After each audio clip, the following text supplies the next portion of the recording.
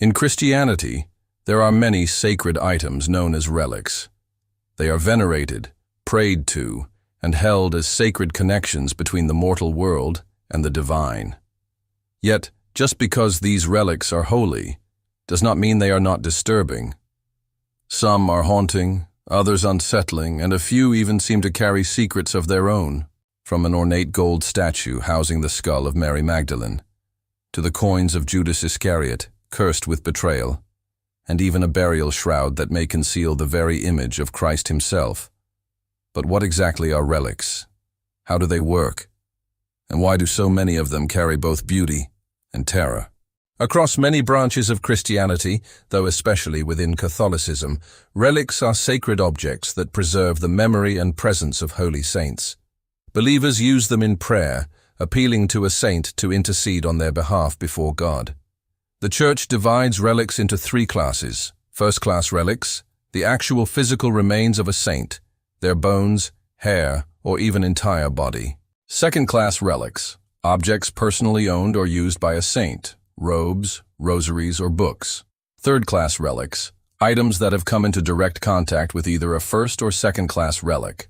As we descend into this world, you'll see examples of all three. Some are miraculous, some controversial, and some disturbingly macabre.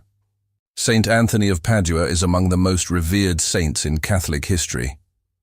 Known as a legendary preacher, his voice was said to move not only crowds of people, but even the fish in the sea. Today, his most famous relic is his jaw, preserved in an ornate reliquary. Lavishly adorned with golden jewels, crowned by an intricate golden halo, the jawbone is said to embody the saint's divine gift of speech. 30 years after St. Anthony's death at just 35 years old, his body was exhumed. To everyone's astonishment, his jaw and tongue were found perfectly preserved. Many believed this was proof that God had blessed his voice. For over 700 years, pilgrims from around the world have traveled to Padua to venerate the incorruptible relic of St. Anthony.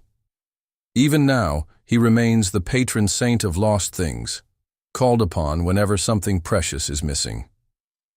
Deep beneath the crypt of a basilica in France lies one of Christianity's most haunting treasures, the skull of Mary Magdalene.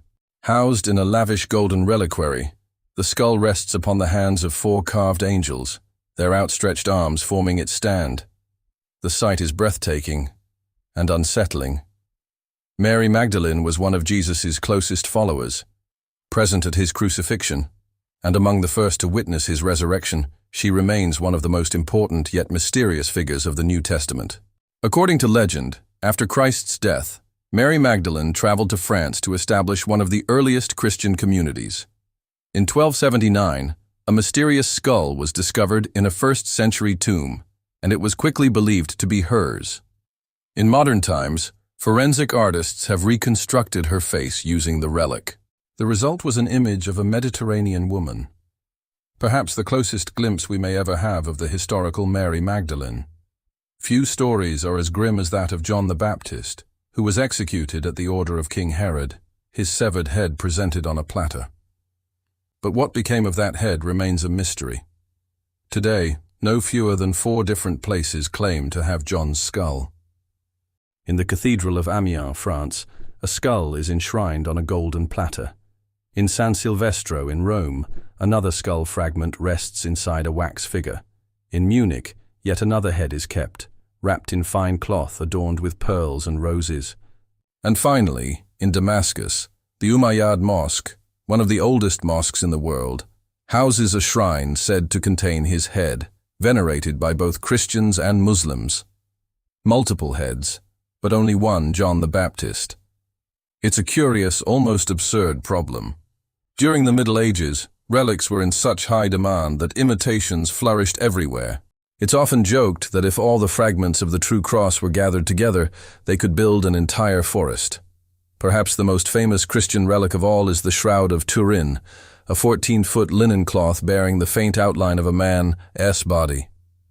When enhanced, the image reveals a bearded figure with wounds consistent with crucifixion. Could this be the burial shroud of Jesus Christ? Radiocarbon dating performed in 1988 placed the shroud in the medieval era, suggesting it was a forgery. But new tests in 2022, using advanced X-ray technology, suggested the fabric may indeed date back to the 1st century, aligning with the lifetime of Christ. The debate rages on. For many, it remains the holiest relic of all. For others, it is simply history's most elaborate hoax. In Naples, Italy, one relic draws thousands of pilgrims every year, a vial of the dried blood of St. Januarius. On the 19th of September, before the gathered crowd, the blood miraculously liquefies. The phenomenon has no definitive scientific explanation, though some researchers suggest it may be a natural chemical reaction. Yet there are years when the blood does not liquefy, and these moments are seen as dire omens. In 1939, 1940, 1943, and most recently in 2020, the miracle failed. Each time, the world soon faced calamity. Coincidence, or something darker? Not all relics are holy, some are cursed. According to tradition, Judas Iscariot received 30 pieces of silver for betraying Jesus. At least one of these coins is believed to survive today, kept in a museum in Ireland. The ancient coin bears Roman engravings, but what makes it infamous is the gold band inscribed with the chilling words, "This is the price of blood." Legend says anyone who touches the coin will suffer misfortune. Whether cursed or not, it remains one of Christianity's darkest relics, forever tied to history's most infamous act of betrayal. Over the centuries, these relics have straddled the line between the sacred and the disturbing. They connect us to saints, sinners, and mysteries that may never be solved. To the faithful, relics are not idols to be worshipped, but sacred bridges, tools for prayer and reminders of the divine. Yet their macabre beauty reveals something else, a Christianity far more comfortable with death, blood, and mystery than the modern world often imagines. Perhaps that is why they continue to fascinate. Relics like these connect us to something unknowable, a glimpse into an ancient faith that embraced both light and shadow. And who knows, perhaps the most disturbing relics are yet to be discovered.